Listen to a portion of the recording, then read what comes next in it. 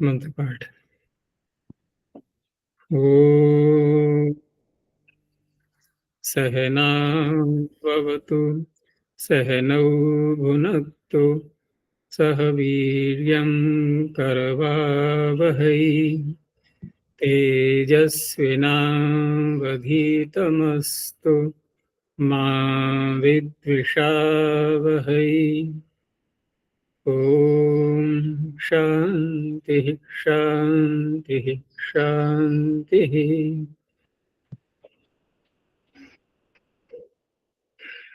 प्रथमा वृत्ति की 298वीं कक्षा।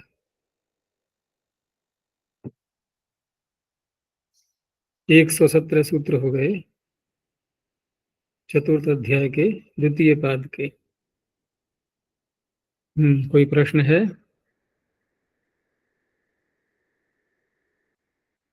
नहीं है। तो यहां तक हो गया था ये विभाषु शीनरेशु। आगे पाद के अंत तक जितने भी शब्द आएंगे वो सब देशवाची स्थानवाची कहलाएंगे। यहाँ देश से तात्पर्य वो नहीं है जो अलग अलग देश होते हैं, कंट्री।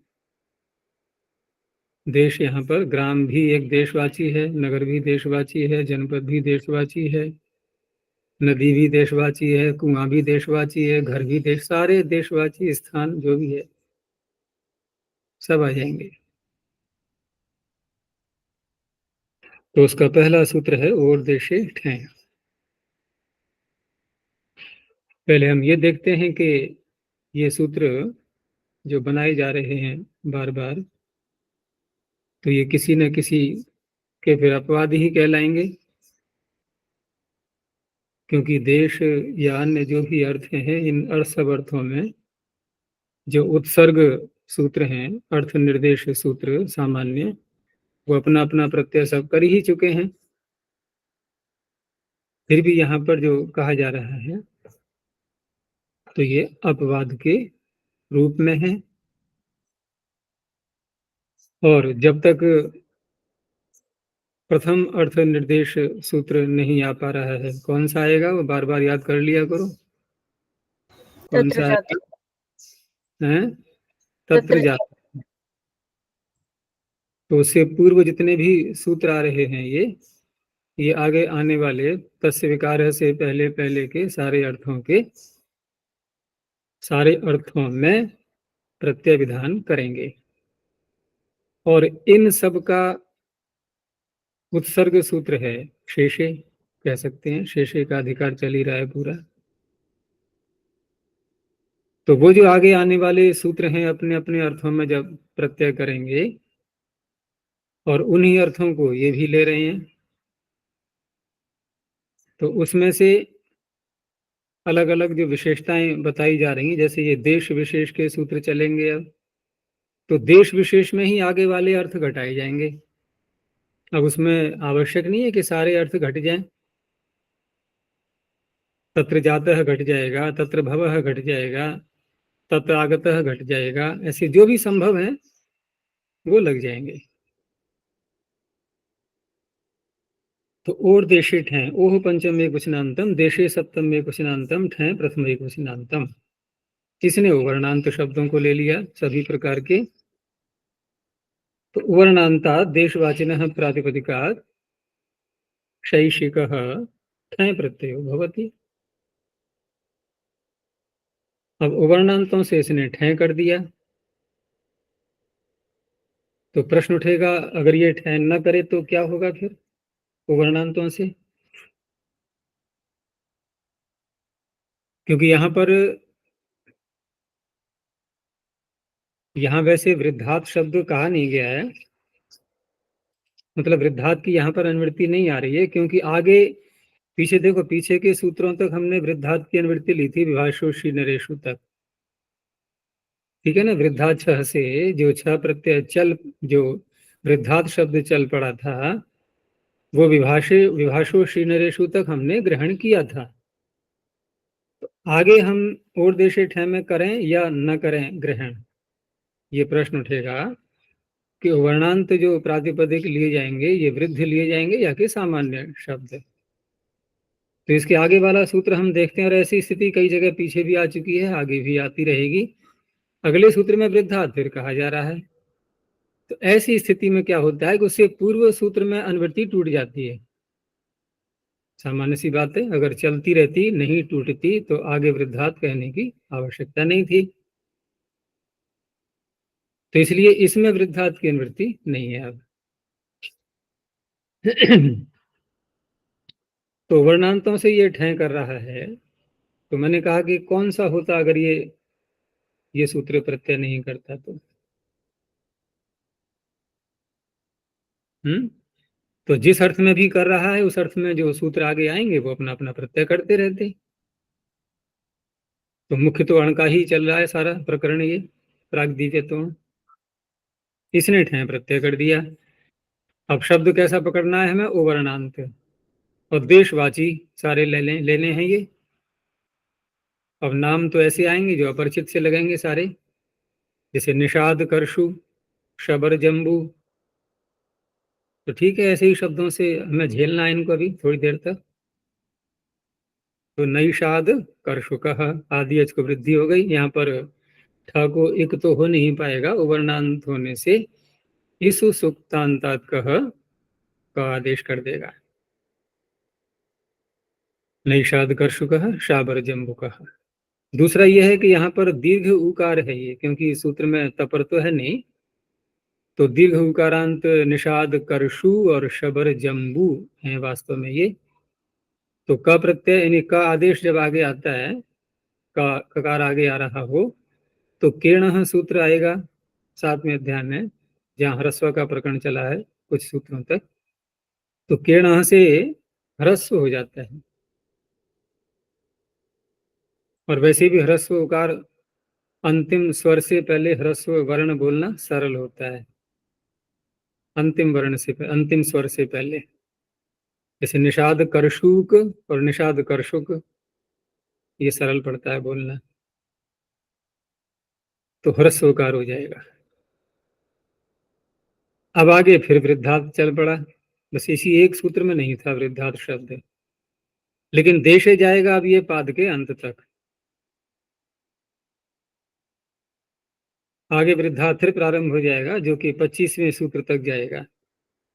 तो वृद्धात् प्राचाम, जहां सूत्र में कोई अन्य शब्द भी अवधेय के रूप में बताया जा रहा है साथ में, तो वहां भी ध्यान रखना है। जैसे यहाँ पर प्राचाम कहा गया है, अन्यत्र कहीं ऐसे शब्द आते हैं तो वहां हम कैसे अर्थ करते हैं कि प्राचाम आचार्यण मतेन उदीचाम आचार्यण मतेन, उस तरह से अर्थ यहाँ नहीं लेना है। यहाँ आचार्यों से कोई संबंध नहीं है। तो वृद्धात् पंचम एक वचनांतम प्राचाम षष्ठी बहुवचनांतम। अब प्राचाम का तात्पर्य कि जो प्राच्य देश है उसके अंतर्गत जो नाम है अलग अलग स्थानों के, वो लिए जाएंगे। तो यहाँ पर ऊपर से ओह की अनुवृत्ति भी आ रही है, यानी पूरा ही सूत्र आ रहा है। तो ओवर्णांतात वृद्ध संज्ञकात् प्रातिपदिकात्, लेकिन कैसा हो वो, तो प्राग देशवाचिनः प्रातिपदिकात् शैक्षिकष्ठ है प्रत्ययो भवति। जैसे शब्द है यहाँ पर वर्णांत ही लेना है, तो नापित वास्तु, ये सारे शब्द इकट्ठे करके और ढूंढे जाएं तो वर्तमान में कुछ ही नाम मिल पाएंगे अब ये। तो नापित वास्तु नाम का देश, उससे ठय प्रत्यय किया गया, रस भी हो जाएगा नापित वास्तु का। और शाक जम्बू लेना वृद्धि ही है हमें, शाक जम्बू, तो शाक जम्बू का ह्रस्व हो गया।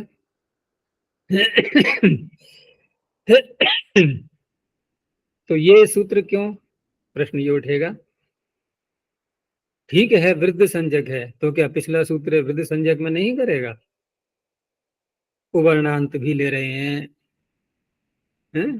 उवर्णांत यहाँ भी लिया है, उवर्णांत वहां भी लिया है। तो प्रागदेशवाची हो या उत्तर देशवाची हो, उसमें क्या अंतर पड़ता है, वो तो पूर्व सूत्र कर ही देता। वृद्ध हो या अवृद्ध हो, प्रागदेशवाची हो, किसी भी देश का वाची हो।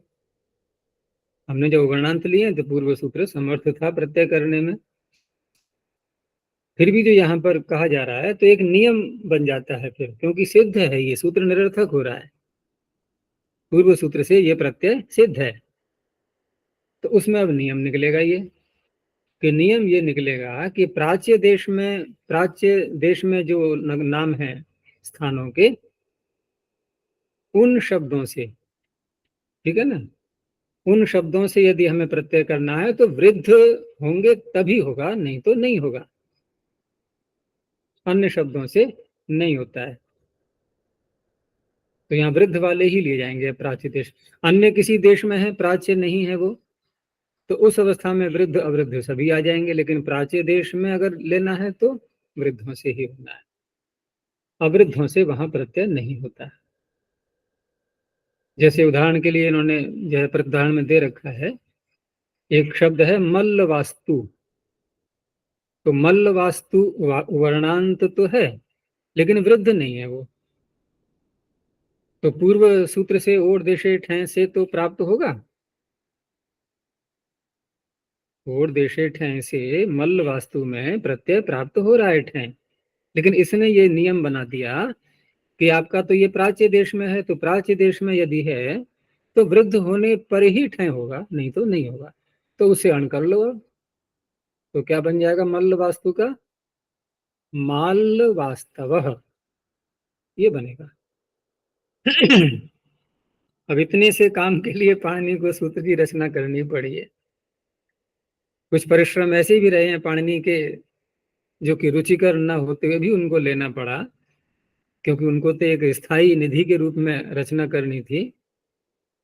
तो ऐसे भी कार्य किए उन्होंने। फिर अब इसमें क्या कोई रुचि हो रही होगी उनके इन सारे सूत्रों में? जब पढ़ने वालों में रुचि नहीं है तो रचना करने वालों में भी कहाँ से होगी इतनी। तुम लोगों को भी ये लग रहा हो कि ऐसी समाप्त हो ये सारा विषय, कुछ ऐसे सूत्र आए जो ज्यादा रुचिकर लगे, तो वो भी आएंगे, चिंता मत करो। आगे है धन्व योपधाद वय। धन्व योपधाद पंचम एक वचनांतम, वय प्रथम एक वचनांतम। धन्व शब्द ये धनवन है, समास होकर के नकार का लोप हो गया है। और योपध योपधा यस्य, तो धनवाच योपधश्च, दोनों को जोड़ दिया गया है। देशे चलेगा ही सब जगह। तो धन्ववाचिनः योपधाच, देशवाचिनः वृद्ध संज्ञकात् प्रातिपदिकात्, आगे के कई सूत्रों में वृद्ध लेना है हमें। वृद्ध संज्ञकात् प्रातिपदिकात् चैषको वहीं प्रत्ययो भवति। तो यहाँ पर धनवन शब्द को लिया, तो धन्व शब्द, धनवन जो होता है ये उस देश को बोलते हैं, उस स्थान को जहां पर वृक्ष आदि नहीं होते, मरु देश, मरु प्रदेश जो होता है ना, इसके लिए।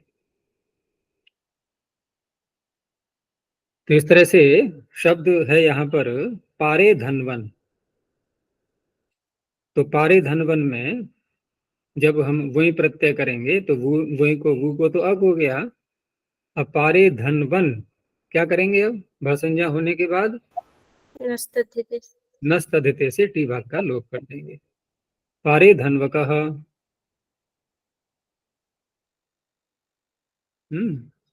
अब यहाँ पर धन्व जो शब्द है, प्रश्न ये उठेगा कि पारे धन्व, ये धनवांत क्यों ले लिया हमने? तो ये इसलिए लिया गया है कि धन स्वरूप से ग्रहण न करके धन्ववाची अर्थात मरुदेशवाची जो अन्य शब्द हैं उनको भी ले लेंगे। तो दूसरा शब्द है इसमें ऐरावत, ये भी मरुदेशवाची है, मरुस्थल पर विद्यमान किसी ग्राम आदि का नाम है, स्थान का। तो ऐरावत कहा। योपद में तो यकार देख ही लेंगे, जैसे सांकाश्य काम्पिल्य, तो सांकाश्य कह काम्पिल्य कह।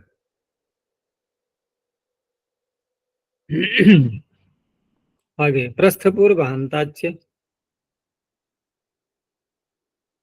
अब यहाँ जो ऐसे शब्द हैं जिसे धन्वयोपधाद में ही देखे हैं, तो सारे ही ऐसे दिख रहे हैं जो कि वृद्ध संज्ञा है इनकी। तो वृद्धि की अनुवृत्ति वाले जितने भी सूत्र हैं ये सब वृद्धाक्षर के अपवाद बनते हैं मुख्य रूप से। अपवाद के भी अपवाद हैं, नहीं तो कोई अन्य नहीं है तो वृद्धाक्षर के अपवाद बनते हैं, क्योंकि वृद्धाक्षर लगेगा सब जगह यदि ये सूत्र न हो तो। ऐसे ही आगे के भी सूत्रों में प्रस्थपूर्वहांता पंचम्य क्वचनांतम च अव्यपदम। अब इसमें 3 शब्द हैं, उनके साथ में फिर अंत शब्द का समास करेंगे, प्रस्थ, पूर्व और वह। प्रस्थश्च पुरम च वहश्च। और प्रस्थ पूर्वः अंते यस्य, जिसके अंत में ये आएंगे वो शब्द कहलाएगा प्रस्थ पूर्वहांत बहुरी समास। अब सर्वत्र अंत शब्द को जोड़ दो, द्वंद्व के अंत में आ रहा है, तो प्रस्थान्तात् पुरान्तात् वहान्ताच्च वृद्ध संज्ञकात् देशे वर्तमानात् प्रातिपदिकात् शैशुको वहीं प्रत्ययो भवति। जैसे माला प्रस्थ, ये प्रस्थांत हो गया, माला प्रस्थ का। ये न हो तो क्या होगा, वही छ का अपवाद है सर्वत्र, ध्यान रखना। पुर का दे दिया, नांदीपुर, कांतिपुर, पुर वाले तो बहुत ही मिल जाते हैं, तो नांदीपुर कहा, कांतिपुर कहा। वहांत में पैलु वह और फाल्गुनी वह लेना सब वृद्धि ही है, तो पैलु वह कह, फाल्गुनी वह कह। रोप धेतो हो प्राचाम, इसमें 2 प्रकार के शब्द हैं। जहां षष्ठी आती है वहां पंचमी के ही अर्थ मिलेंगे उसको। रूप धेतो हो षष्ठी द्विवचनांतम प्राचाम षष्ठी बहुवचनांतम। पीछे भी आया था प्राचाम, यहाँ भी प्राचाम, तो वही तात्पर्य प्रागदेशवाची। तो रोपद में तो रोपधा वाले शब्द लिए जाएंगे, और दूसरा शब्द है रोपद के साथ में ईत, तपर करके दीर्घ इकारांत लेना है। तो रोपधात ईकारांताच्च वृद्ध संज्ञकात्, प्राचाम कह दिया है तो प्रागदेशवाचन है प्रातिपदिकात्, शैशुको वहीं प्रत्यय भवति, तो ये भी उसी का बनेगा, छ प्रत्यय का अपवाद, क्योंकि वृद्ध यहां भी ले रहे हैं। तो जैसे शब्द लिया पहले इन्होंने रोपद का उदाहरण देते हुए, पाटलिपुत्र प्रसिद्ध शब्द है ये, तो पाटलिपुत्रे भवः आदि जो भी अर्थ संगत हो जाएगा प्रसंग के अनुसार, वो अर्थ लेकर के वहीं प्रत्यय कर लिया, तो पाटलिपुत्र का बहुवचन का उदाहरण है ये। ऐसे ही दूसरा शब्द है रोपद में ऐक चक्र, तो ऐक चक्र का है। ईकारांतों में काकंदी, माकंदी आदि शब्द आते हैं, तो काकंद कह, माकंद कह, ये बन जाएंगे। इसमें काकंदी माकंदी में तो शायद अभी ये प्रसिद्धि में है ना कोई स्थान का नाम, कहीं पर सुनने में तो आता है कभी कभी, हो सकता है दोनों में से कोई मिल जाए, काकंदी माकंदी। आचार्य वृद्धात प्राचाम का ये अपवाद है क्या? वृद्धात प्राचाम का क्या हो गया? अपवाद है क्या? नहीं, वृद्धात प्राचाम का अपवाद क्यों बनेगा, वो तो प्राचाम बोल ही रहा है, और जो वह वृद्ध संज्ञक ले रहा है, प्राचाम ले रहा है, उसका अपवाद नहीं, ये अपवाद तो छ का ही बनेगा, क्योंकि ये उसमें उवर्णांत लिए गए हैं, वृद्धात प्राचाम में उवर्णांत लिए गए हैं, इसमें उवर्णांत कोई नहीं दिखाई दे रहा है, क्योंकि रोपद लेना है और ईकारांत लेना है, इसलिए छ का ही अपवाद माना जाएगा। आगे सूत्र है जनपद तदवध्योश्च। इसमें 2 शब्द हैं, थोड़ा समझना है इनको। जनपद तदवध्यो षष्ठी द्विवचनांतम च अव्यपदम, पंचमी के अर्थ में षष्ठी। इसमें एक तो जनपद शब्द है, तो जनपद तो स्पष्ट हो गया कि जनपदवाची प्रातिपदिक लेना है, वृद्ध संज्ञक होना चाहिए। दूसरा शब्द है तदवधि, तो तदवधि में तद से हम क्या ले सकते हैं, तो पूर्व शब्द को ही लेते हैं, तो जनपद को ही लेंगे। लेकिन तदवधि में हम 2 प्रकार से समास कर सकते हैं। अगर हम ये कहें कि तस्य अवधि ही, यानी कि जनपद से अवधि तद अवधि, तो क्या अर्थ निकलेगा कि एक तो जनपद लिया हमने, जनपद तो एक कई ग्रामों का समूह कहलाता है ना, तो जनपद ले लिया, और उसकी अवधि, तो उसकी अवधि कहाँ तक होती है, उसमें अन्य जो ग्राम हैं वो भी तो आ जाएंगे। जहां तक पूरा जनपद होता है तो वो भी सारे आ गए। एक तो एक नगर हो गया भाग, नगरीय जो स्थान है वो हो गया पूरा। फिर उसकी अवधि तक जाएंगे तो आगे जो अन्य ग्राम आ रहे हैं वो भी उसी जनपद के कहलाते हैं, तो वहां तक जाएंगे। तो तस्य अवधि कह करके फिर क्या करेंगे हम, जो अन्य ग्रामवाची शब्द हैं उनको भी लेंगे। लेकिन समास बदल दें यदि, तद अवधि का समास कर दें कि सच असु अवधि, ये हो गया कर्मधारय। अब कर्मधारय समास करेंगे तो क्या होगा, अवधि भी ली जाएगी लेकिन वो अवधि भी जनपदवाची ही स्थान होगा। अब क्या अर्थ निकलेगा इससे, कि जनपद जो एक पूरा नगर है उसी का भाग, उत्तर का, पश्चिम का, दक्षिण का, जहां अवधि समाप्त हो रही है उसकी, उस भाग को लेना है, न कि हमें ग्रामों में घुस जाना है जाकर के। ठीक है ना, तो वही अर्थ है यहाँ पर। तो इसका तात्पर्य हुआ कि अवधिवाची जो शब्द है वो भी जनपद ही है, इसलिए कर्मधारय बोलेंगे सच असौ अवधि ही तद अवधि ही। तो अन्य जो ग्रामवाची हैं उनसे, उनमें ये सूत्र नहीं लगेगा। तो इस तरह से जनपद वाचिन जनपद अवधि वाचिनश्च, अब तद अवधि का अर्थ ले लिया सीधा जनपदावधि वाचिनश्च। वृद्ध संज्ञकात् प्रातिपदिकात् शैषिको वहीं प्रत्यय भवति। तो ये भी उसी प्रकार से च का अपवाद बनेगा। तो जनपदवाची का हो गया, जैसे आभिसार शब्द है, आभिसार कह, आदर्श शब्द से आदर्श कह। अब उसकी अवधिवाची, तो अवधि होने पर भी नाम तो बदल रहा है थोड़ा सा, लेकिन जैसे मोहल्लों के नाम हो जाते हैं, देखा होगा कभी कभी, नगर एक है पूरा और नगर में प्रश्न हुआ भाई कहाँ से, कहाँ की बात कर रहे हो आप, ये तो बहुत बड़ा शहर है, तो कहा कि वो जो भाग है, तो वहां मोहल्ले का नाम बोल देते हैं। और वही मोहल्ला मान लो जनपद के उस नगर के अंत में आ रहा है, तो हो गया ना अवधि। तो ऐसा ही शब्द यहाँ पर जैसे दिया औपुष्ट, श्यामायन, त्रैगर्त, ये आ गए। तो औपुष्ट कह, श्यामायन कह, त्रैगर्त कह, इस तरह से।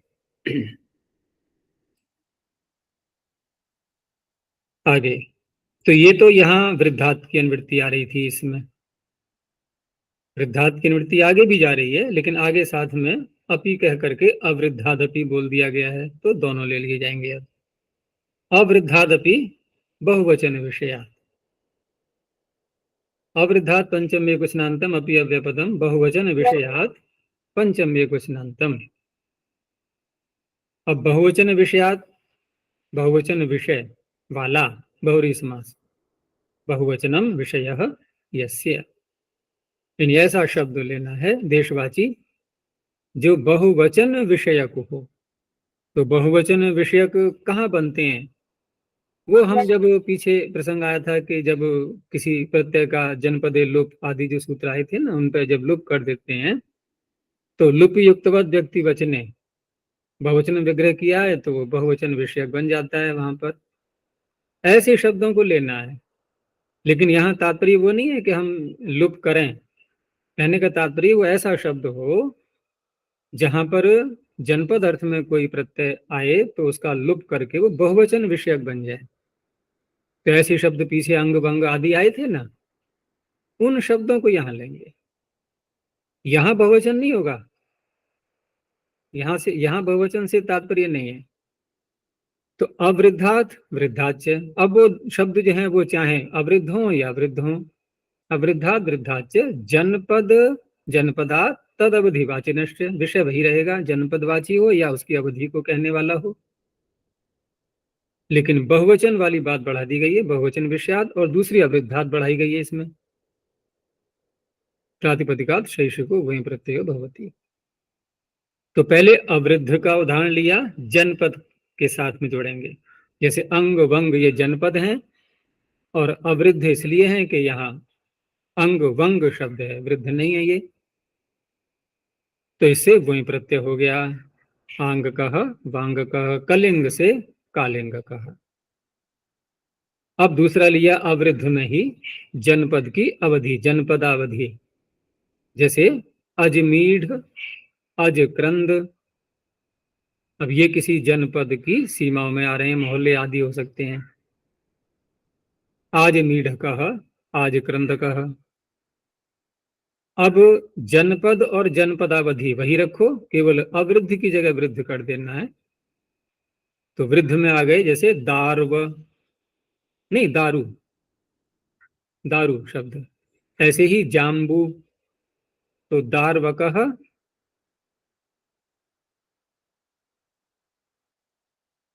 नहीं दारू नहीं होगा, फिर तो गुण होने लगेगा। दार्व ही लेना है, दार्व और जाम्बव। तो दार्व और जाम्बव शब्दों से दार्व कह, जाम्बव कहा। यह सब बहुवचन विषय की, ध्यान रखना सारे उदाहरण।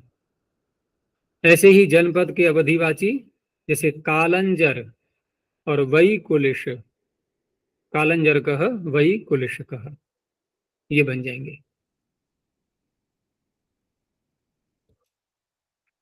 आगे देखो, आगे ये अवृद्धात फिर जा रहा है, तो वृद्ध अवृद्ध दोनों। और ये अंतिम सूत्र है अब ये आगे वाला वृद्ध अवृद्ध के लिए। उसके आगे के सूत्रों में वृद्ध शब्द समाप्त हो जाएगा। आगे है कच्छाग्नि वक्त्र गर्तोत्तर पदार्थ। कच्छाग्नि वक्त्र गर्तोत्तर पदार्थ पंचम एकवचनांतम। इसमें कच्छ, अग्नि, वक्त्र, गर्त, चार शब्द। इनका द्वंद्व कर लेंगे पहले, उसके बाद बहुरी समास करेंगे उत्तर पद के साथ में। कच्छाग्नि वक्त्र गर्ताः उत्तर पदाः यस्य। तो इस तरह से कच्छोत्तर पदार्थ, अग्न्योत्तर पदार्थ, वक्त्रोत्तर पदार्थ, गर्तोत्तर पदार्थ वृद्धात् अवृद्धाच्च देशवाचिनः प्रातिपदिकात् शैशुको वहीं प्रत्ययो भवति। तो एक एक का उदाहरण देखो। पहले कच्छ उत्तर पद वाला, जैसे दारू कच्छ। हमें वृद्ध अवृद्ध दोनों देखना है, तो जैसा भी मिल जाए हमें, अब जांच ही नहीं करनी है वृद्ध है या वृद्ध है, जो दोनों ही ले रहे हैं। तो दारू कच्छ, पैपली कच्छ, और पैपली न हो तो हम पिप्पली भी कह सकते हैं, क्योंकि अवृद्ध भी ले सकते हैं। तो पैपली कच्छ कह, दारू कच्छ कह।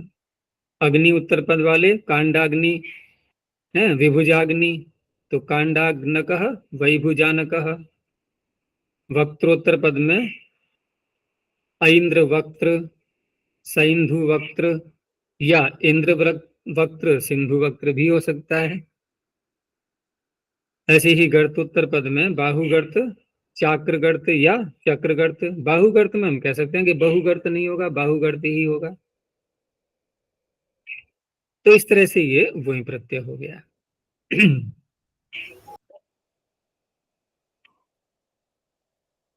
अब ये वृद्धात का प्रकरण पूरा हो गया है। अब सामान्य शब्द वैसे आएंगे। आगे है धूमादिभ्यश्च। अब ये धूमादि गण हो गया। यहाँ धूम का अर्थ धुआं नहीं है, क्योंकि देशे का अधिकार चल रहा है, ध्यान रखना।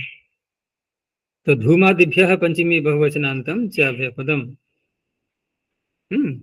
धूमादिभ्य देशवाचिभ्य शैशुको वही प्रत्ययो भवति। तो क्या कहा जाएगा, किसका अपवाद? बस अण का अपवाद। अण की प्राप्ति हो रही है, किससे? किससे हो रही है? किससे हो रही है अण की प्राप्ति? शेषे नहीं, अर्थ निर्देशक रूप से। तो जिस अर्थ में हम करेंगे, जैसे हमने कहा कि धूमे भवः है, तो तत्र भव से अण की प्राप्ति, ऐसे बोला जाएगा। है धूमा, धूमे जातः, तत्र जातः, उससे प्राप्ति हो रही है। धूमस्य इदम, तस्य इदम से प्राप्ति हो रही है। अलग अलग सूत्र हैं, लेकिन है तो सब अण करने वाले ही वो। देखो शेषे सूत्र धूमादिभ्यश्च के लिए है, न कि तत्र भव तत्र जातः आदि। हम जब इस सूत्र को नहीं बनाएंगे, तो सीधा प्रत्यय करने के लिए वहीं तो जाएंगे हम, तत्र जाता है तत्र भव के पास में, वहां शेषे का कोई संबंध ही नहीं है, वो तो अपना अण करते रहेंगे।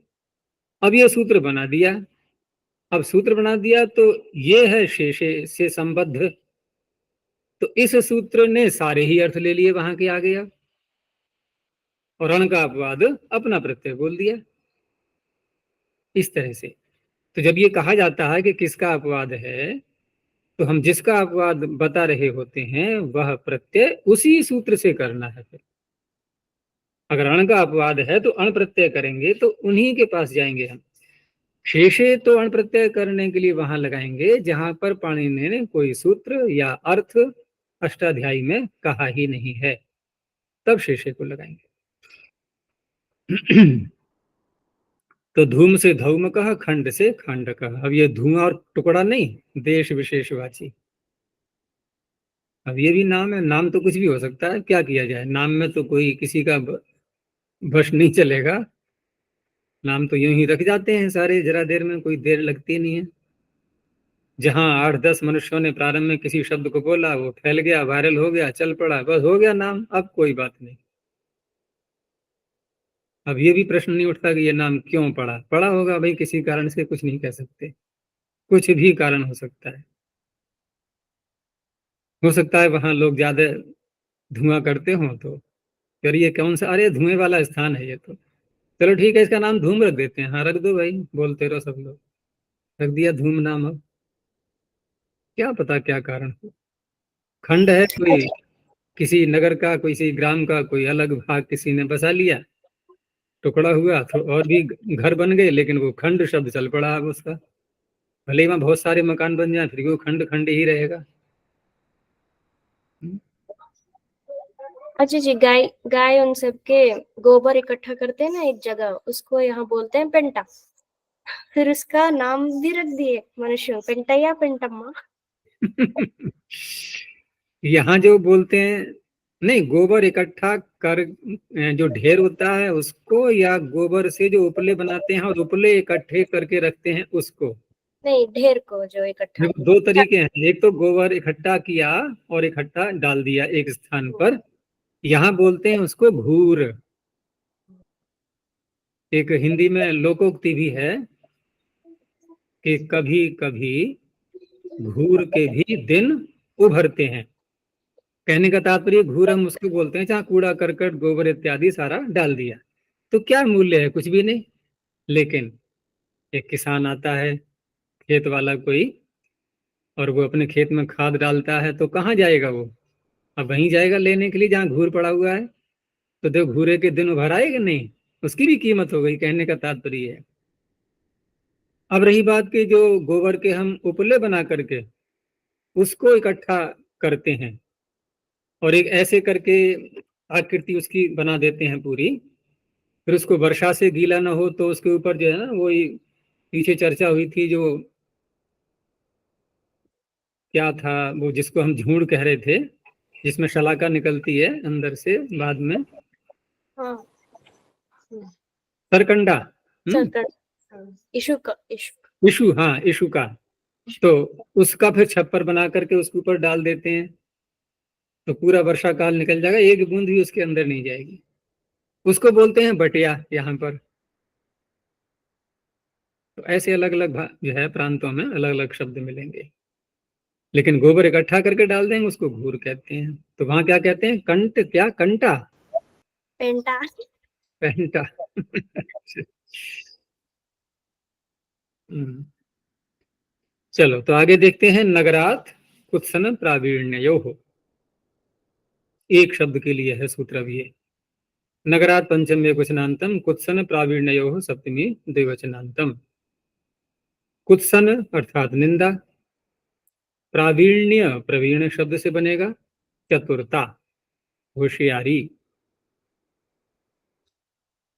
और नगर शब्द से प्रत्यय करना है। तो ये हो गए अर्थ, अभिधेय के लिए है ये कुत्सन और प्रावीण्य। तो कुत्सने प्रावीण्य च अभिधेये नगर शब्दात शैषिको वही प्रत्ययो भवति। अब कुत्सन और प्रावीण्य जब ये शब्द, ये अर्थ कहे जा रहे हैं, तो स्पष्ट है कि हम नगरे भवः ऐसे यदि अर्थ लेंगे भी तो किसी वस्तु का तो नाम बोलेंगे नहीं, क्योंकि वस्तु वस्तु जो है वो प्रवीण तो होती नहीं है, ये चतुर है बहुत, तो चेतन के लिए, मनुष्य के लिए ही आएगा। तो इस तरह से ये मनुष्य अर्थ में घट जाएगा, जैसे नगरे भवः या नगरे जातः। तो नागरिकः कौन, या तो निंदित मनुष्य अथवा होशियार चतुर मनुष्य, वो कहलाएगा नागरिकः। तो निंदित में चोर आदि आ सकते हैं, चतुर में बुद्धिमान व्यक्ति ले लिए जाएंगे, लेकिन दोनों के लिए शब्द एक ही बनाया पाणिनि ने।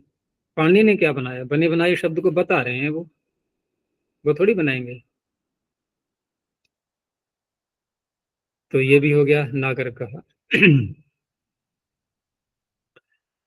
आगे है अरण्यान मनुष्य।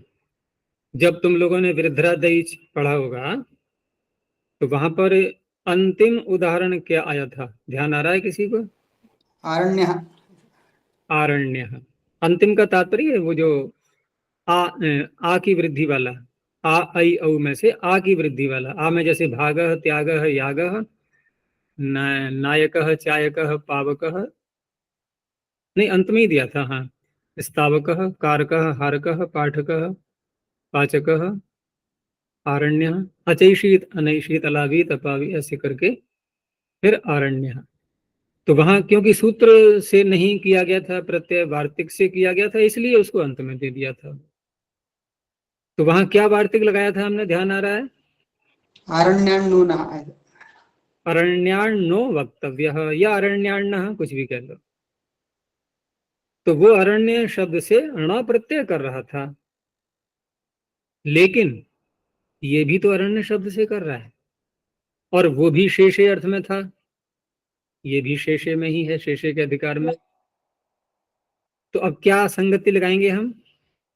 इसने कहा कि यदि अरण्य में विद्यमान मनुष्य को कहना है तब तो फिर ये वही प्रत्यय होगा, लेकिन अरण्याण्यो वक्तव्य जो ण कर रहा है, फिर ये मनुष्य से भिन्न अर्थ में हो जाएगा अब। तो आरण्य कहेंगे तो कोई वहां की वस्तु, वृक्ष है, कोई अन्य पदार्थ है? कुछ किसी जानवर को भी कह सकते हैं, पशु को आरण्य, लेकिन मनुष्य कहना होगा, जंगल में रहने वाले जंगली मनुष्य जो होते हैं उनको आरण्य कहा जाएगा, उसके लिए ये सूत्र है। तो अरण्यान मनुष्य, अरण्यात पंचमे कुशनांतम, मनुष्य सप्तमे कुशनांतम। मनुष्य अभिधेय, अभिधेय मनुष्य होगा, अरण्य प्रातिपदिकात शेष को वही प्रत्यय होती, आरण्य को मनुष्य है। आगे विभाषा कुरु युगंधराभ्याम, दो शब्द हैं इसमें। विभाषा प्रथम एक वचनांतम, कुरु युगंधराभ्याम पंचमी द्विवचनांतम, जनपदवाची हैं दोनों ये।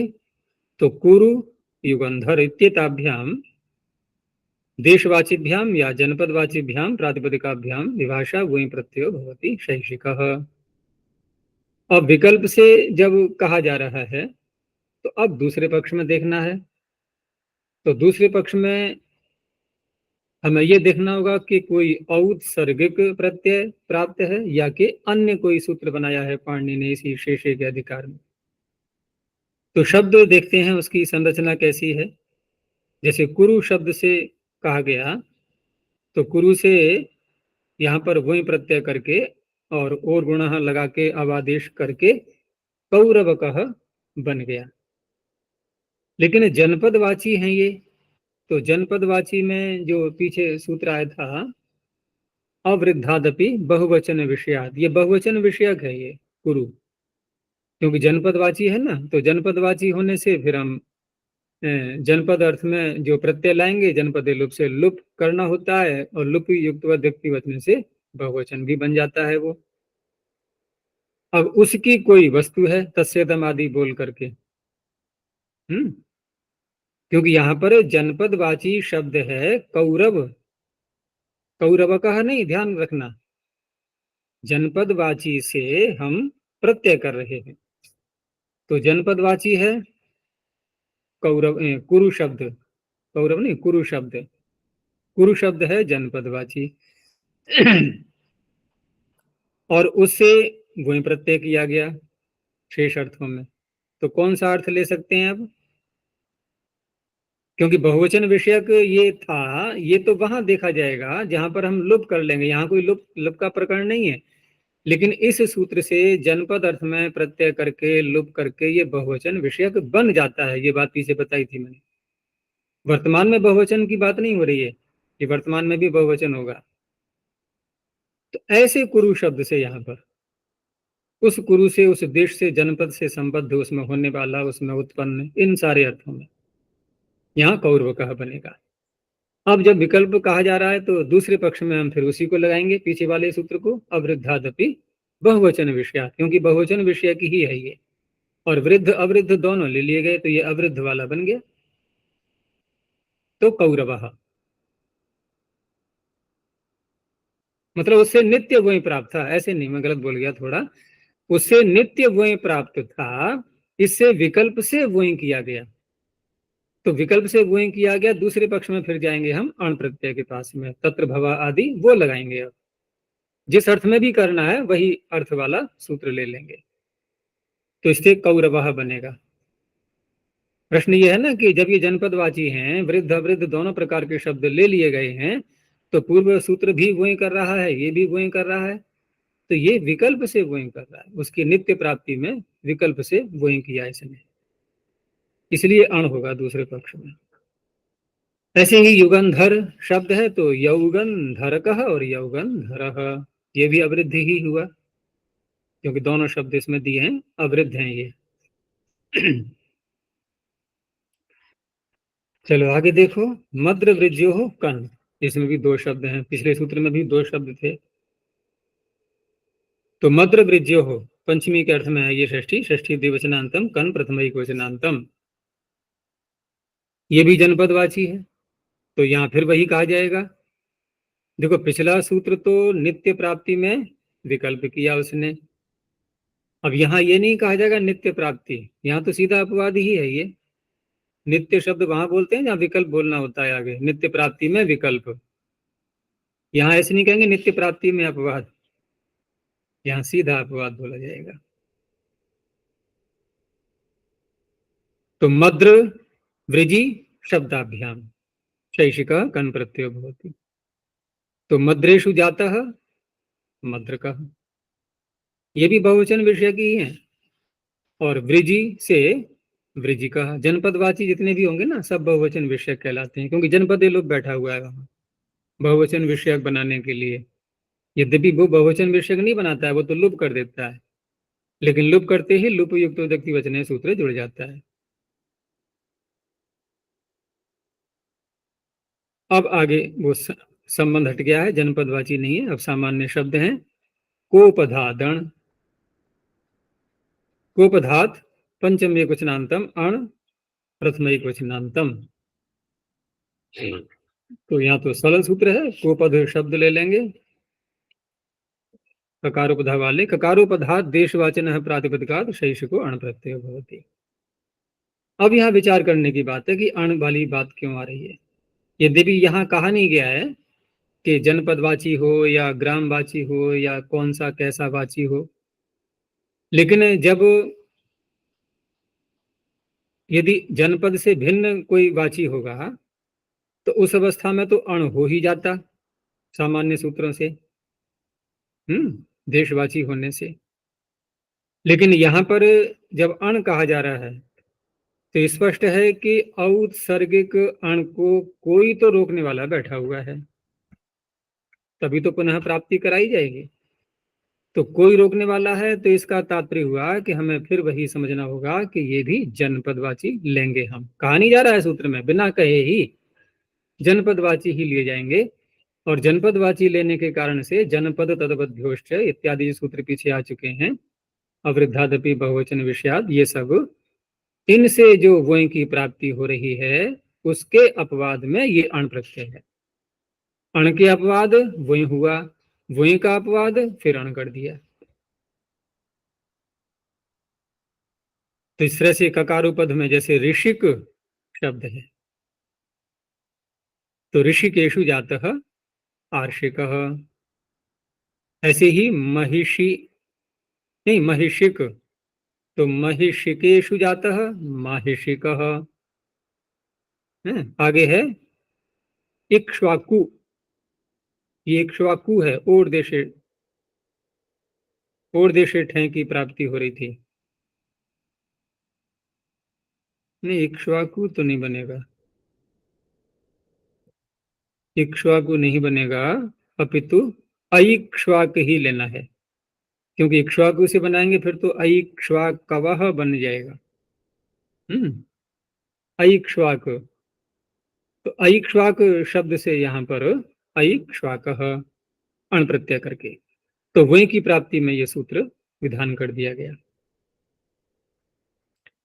अगला सूत्र भी ऐसा ही है, जनपदवाची होने के कारण से वही का अपवाद बनेगा। कच्छा दिभ्यश्च, अजय इक्ष्वाकु होने से भी इससे तीज लगा लो। नहीं लगेगा। नहीं लगेगा, अच्छा, धक्का दे के लगाया करो, कभी कभी शायद लग जाए। कभी कभी वो बोलते हैं जिद्दी जिद्दी लोग, तो सूत्र भी जिद करने लगे, नहीं लगूंगा, है लगेगा कैसे नहीं, तो धक्का दिया जाए पीछे से।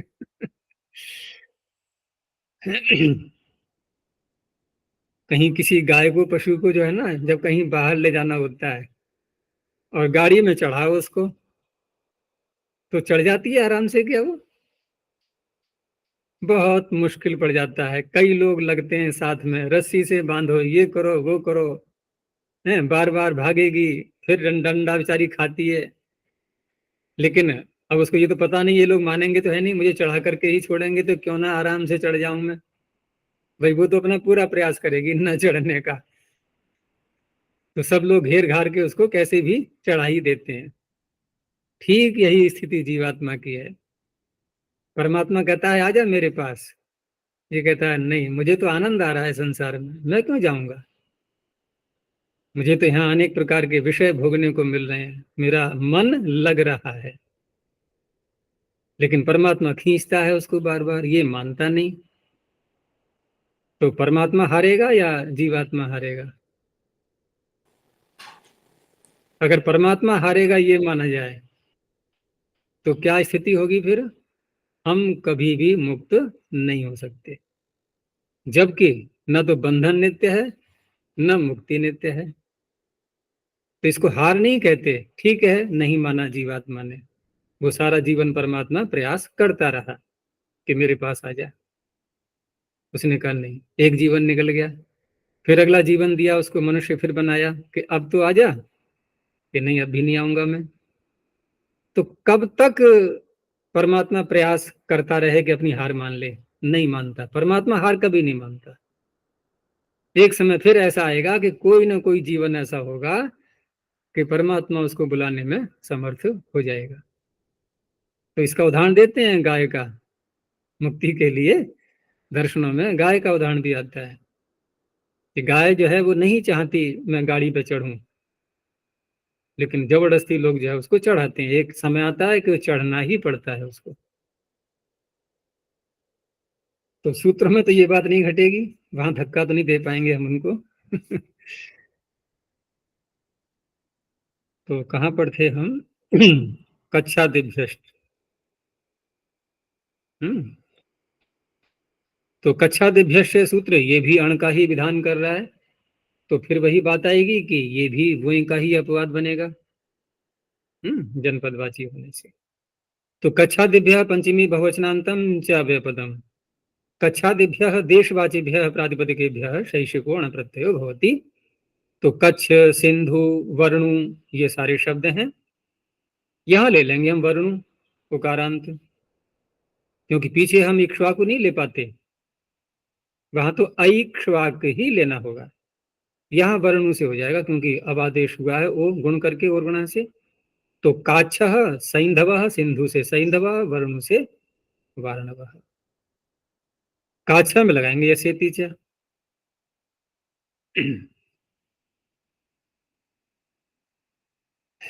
अब अगला शब्द ये एक अलग प्रकार का है, मनुष्य तत्स्थयोर वोहि। मनुष्य तत्सयोः सप्तमी द्विवचनांतम वहीं प्रथमैक वचनांतम। मनुष्य से तो समझ में आ गया कि मनुष्यवाची शब्द, मनुष्य का वाचक हो वो शब्द, यानी कि अभिधेय के रूप में जिस देशवाची जनपदवाची शब्द से हम प्रत्यय करेंगे, प्रत्यय करने के बाद वह शब्द मनुष्य का विशेषण बनेगा। जैसे पीछे आया था, कुत्सित और निंदित के लिए नगरान मनुष्य, मनुष्य का वाचक तो बनेगा वो। तो ये मनुष्य शब्द जो सूत्र में आया हुआ है, क्योंकि सप्तम यंत है ना, इसलिए अभिधेय के रूप में आएगा ये।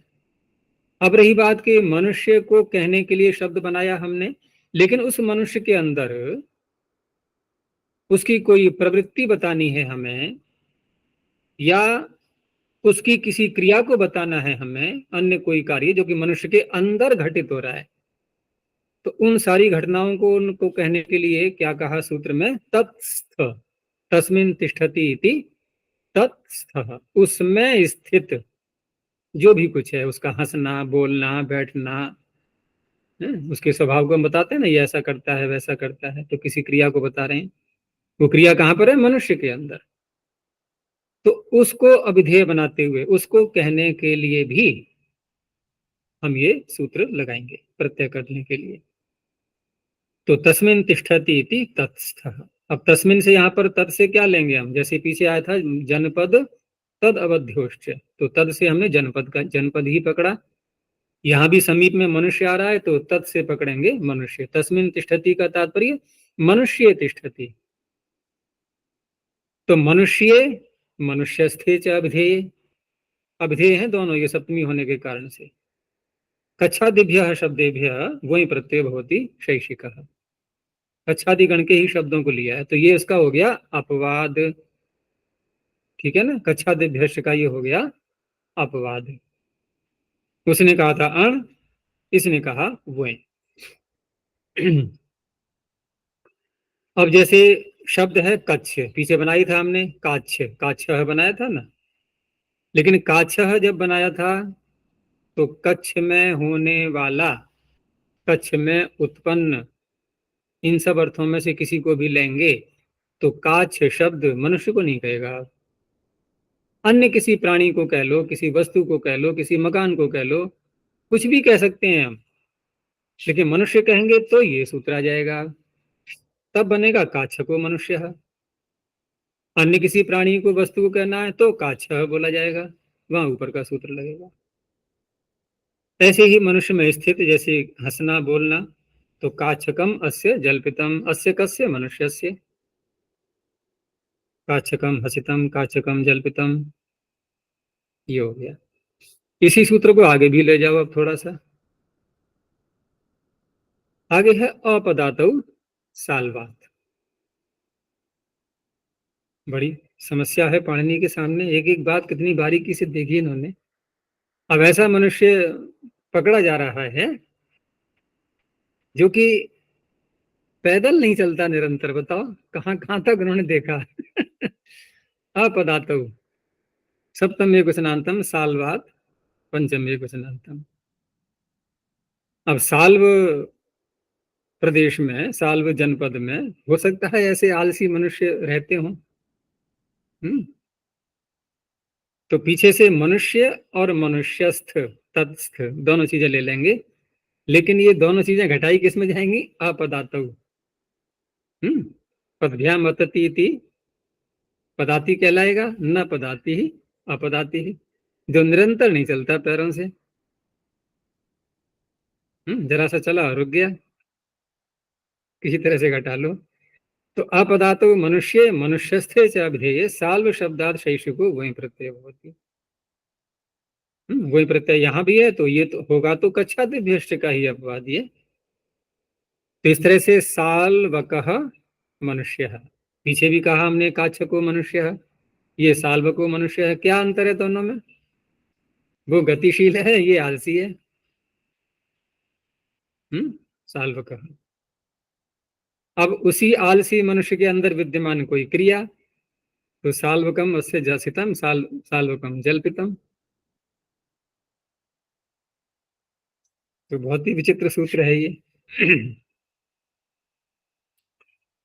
आगे गो यवागोश्च, गो यवागो सप्तमी द्विवचनांतम क्या व्यापदम। इसमें दो शब्द हैं और सप्तमी है तो स्पष्ट है कि हमें अविधेय अर्थ लेना है। तो गौ और यवागु, गो और यवागु दो शब्द है। गो तो सामान्य है, पुल्लिंग स्त्रीलिंग दोनों में चलता है, यवागु स्त्रीलिंग का ही होता है। तो गो यवागु अर्थात गवि यवाग्वाम च अभिधेयायाम देशवाचिनः, ऊपर से साल्व की अनुवृत्ति आ रही है, साल्व प्रातिपदिकात् शैषिको वहीं प्रत्यय होती। अब देखो साल्व से हमने मनुष्य को कहा या मनुष्य के अंदर विद्यमान क्रिया को कहा तो साल्वकः का प्रयोग किया हमने, लेकिन वही साल्वक शब्द वही वहीं प्रत्यय गौ गो और यवागु को कहने के लिए भी प्रयुक्त होगा। तो ये भी कच्छादिभ्यस्त का अपवाद बना है। तो साल्वको गौ, जैसे पीछे था साल्वको मनुष्य, लेकिन ये अपदाती नहीं है, ये उस रूप में नहीं लेना है। अब यहाँ पर साल्वको गौ में ये गौ बैल है या गाय है?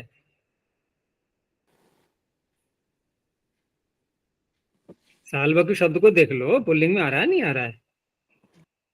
यवागु के लिए कह दिया साल्विका। अब यवागु तो पुल्लिंग में आता ही नहीं, वो तो नित्य ही स्त्रीलिंग का है। लेकिन साल्वक में हम कह सकते हैं साल्वको गौ साल्विका गौ, दोनों बोल दो, दोनों बन जाएंगे। गर्तोत्तर पदार्थ छह, गर्तोत्तर पदार्थ पंचम एक वचनांतम छह प्रथम एक वचनांतम। शब्द कैसे पकड़ने हैं यहाँ पर? जिनके अंत में गर्त शब्द आ रहा हो। तो गर्तम उत्तर पदम यस्य, गर्तोत्तर पदार्थ देशवाचन है प्रातिपदिकात् शैषिकः छह प्रत्ययो भवति। अब ये छह प्रत्यय है तो ये किसका अपवाद बनेगा? अण का। किससे विहित अण? वो जो सामान्य सूत्र आगे आएंगे सब अलग अलग अर्थ बताने वाले। तो वृक गर्त शब्द है, श्रृगाल गर्त शब्द है, श्वाविद गर्त शब्द है। तो वृक गर्तीयम, श्रृगाल गर्तीयम, श्वाविद गर्तीयम। श्वाविद तो नहीं कहा जाएगा इसमें, श्वाविद, क्योंकि अगर वृद्ध ले लेंगे तो वृद्धाच्य ही लग जाएगा फिर तो बिना, जो वृद्ध नहीं है उन्हीं को लेना है। आगे गहादिभ्यश्च, गहादिभ्य पंचमी बहुवचनांतम च व्यापदम, ये गण हो गया। तो गहादिभ्य प्रातिपदिकेभ्य देशवाचीभ्य शैषिकः छह प्रत्ययो भवति। नहीं, देशवाची का संबंध यहाँ नहीं जुड़ पाएगा, क्योंकि इसमें दोनों प्रकार के शब्द हैं गहादि में। कुछ शब्द ऐसे हैं जो स्पष्ट ही बताते हैं कि इसको तो हम देश कह ही नहीं सकते। जैसे उदाहरण के लिए हम एक शब्द इसमें देखें तो पूर्व पक्ष अपर पक्ष, क्या ये देश है? नहीं। तो पूर्व पक्षीय, अपर पक्षीय, तो इस तरह से देशवाची भी बहुत से मिल जाएंगे इसमें और अदेशवाची भी मिल जाएंगे। तो क्या करेंगे हम? देश को हटा दो, अनुवृत्ति में मत लाओ, तो सामान्य रूप से लग जाएगा ये। तो गहीय अंतस्थीय, पहला शब्द है इसमें गहादिभ्यश में गह। अब गह गेह, वैसे तो गेह भी होता है घर के लिए, हो सकता है उसी का वाचक हो ये।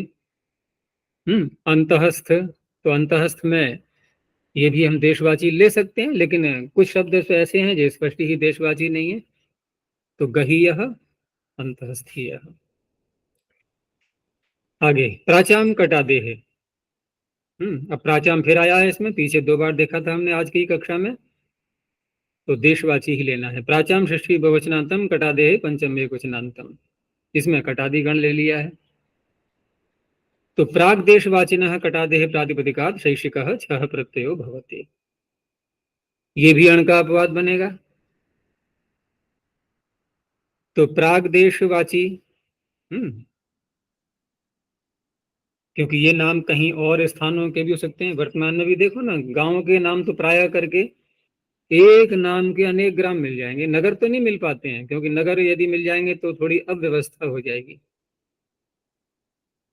है ना।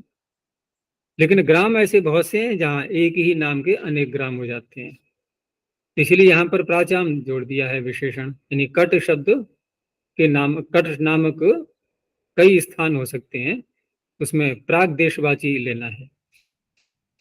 तो कट नगरीयम, कट घोषीयम, कट पलवलीयम, क्योंकि कटादेह, अरे मैं, हाँ कटादि गण नहीं है, मैं गलत बोल गया, बहुरी समास है, कट जिसके आदि में है, इसलिए बहुरी समास करके कट नगर, कट घोष, कट पलवल, इन शब्दों से करेंगे। आगे एक शब्द के लिए है सूत्र ये राज्य कच। अब यहाँ तो स्पष्ट ही है कि क्या देशी की अनुवृत्ति ला सकते हैं हम? नहीं ला सकते ना, राजन है, राजन देश कहाँ है? तो राज्य षष्ठी क्वचनांतम, पंचमी के अर्थ में ही है षष्ठी, या यूं कह सकते हैं कि का आदेश भी कर रहे हैं ना, उसके कारण से भी ले सकते हैं। तो पंचमी षष्ठी दोनों में बन जाएगा ये। क लुप्त प्रथमांत निर्देश च अव्यपदम, क में कोई व्यक्ति नहीं लगाई है।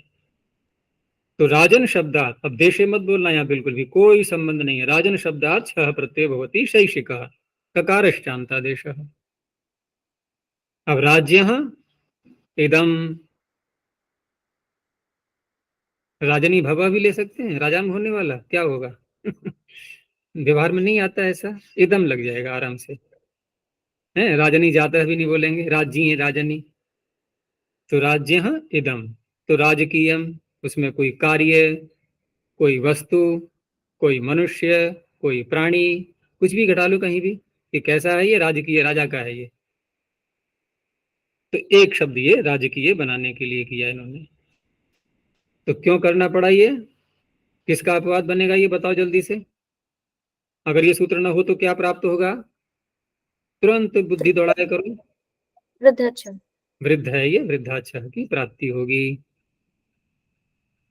चलो आगे। अच्छा तूने पढ़ लिया था, नीचे कहीं इसमें लिखा हुआ है क्या? नहीं आचार्य जी। अच्छा।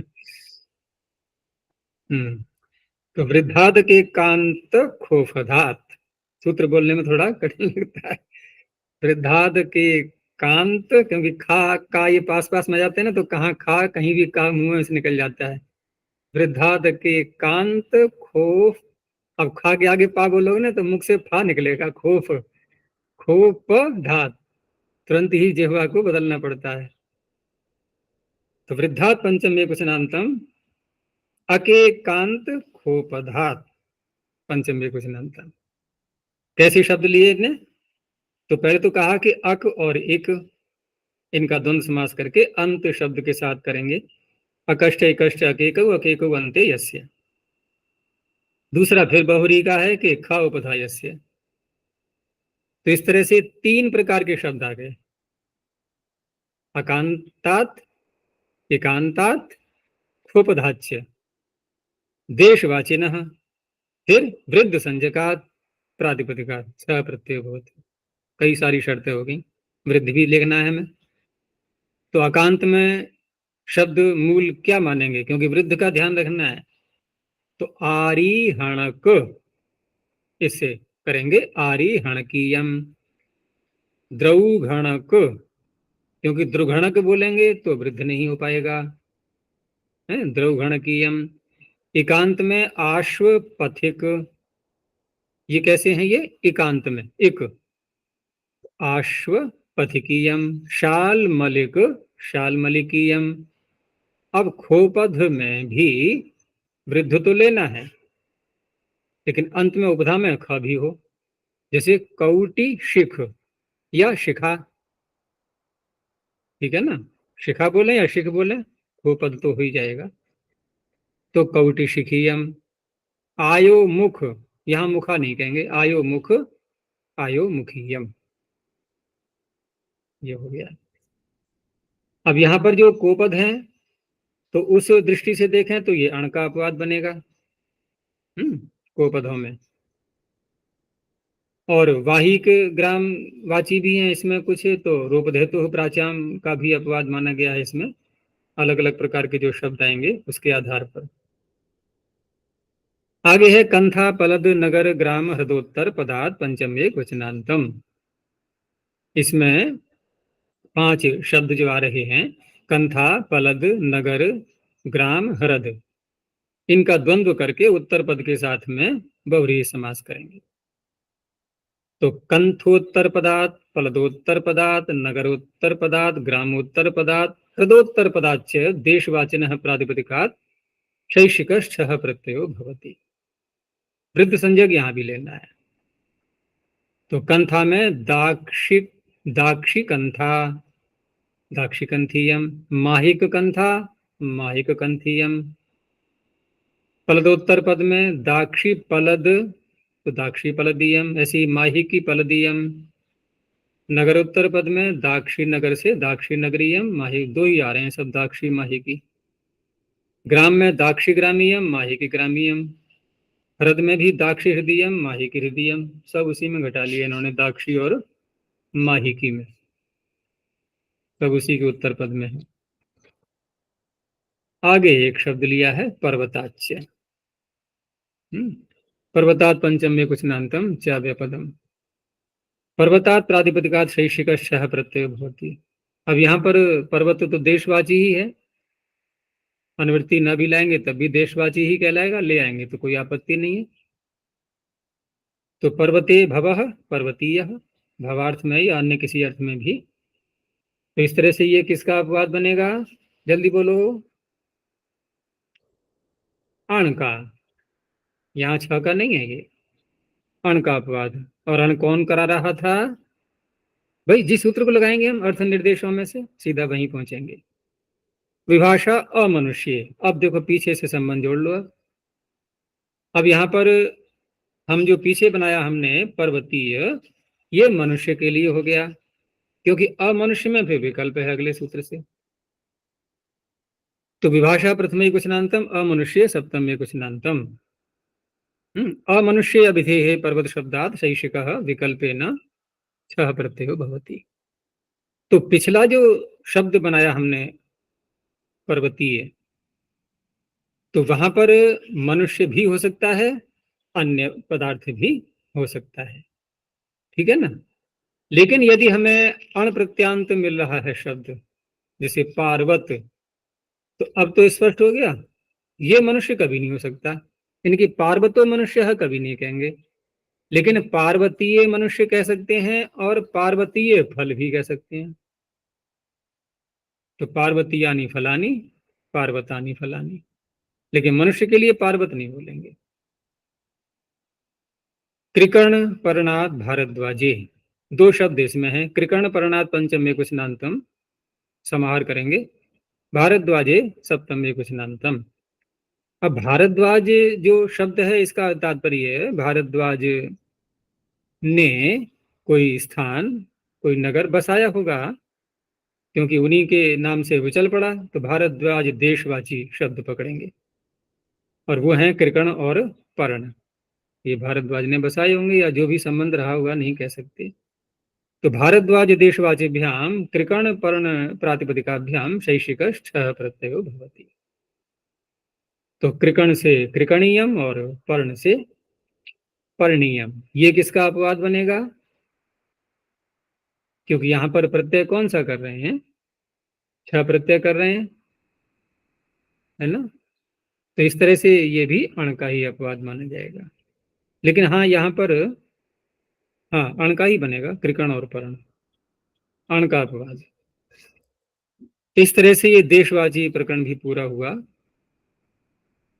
और जो वस्तुओं के, देशों के नाम या अन्य पदार्थों के नाम सब आ रहे थे, अब थोड़ा अन्य प्रकरण चलेगा, कुछ आवश्यक सूत्र भी आएंगे आगे, बस यहीं तक रखते हैं। प्रणोध्वनि ओ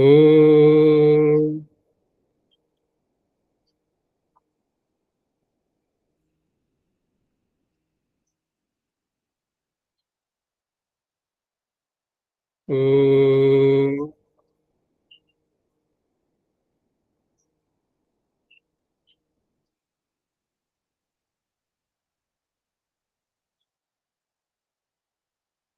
ओ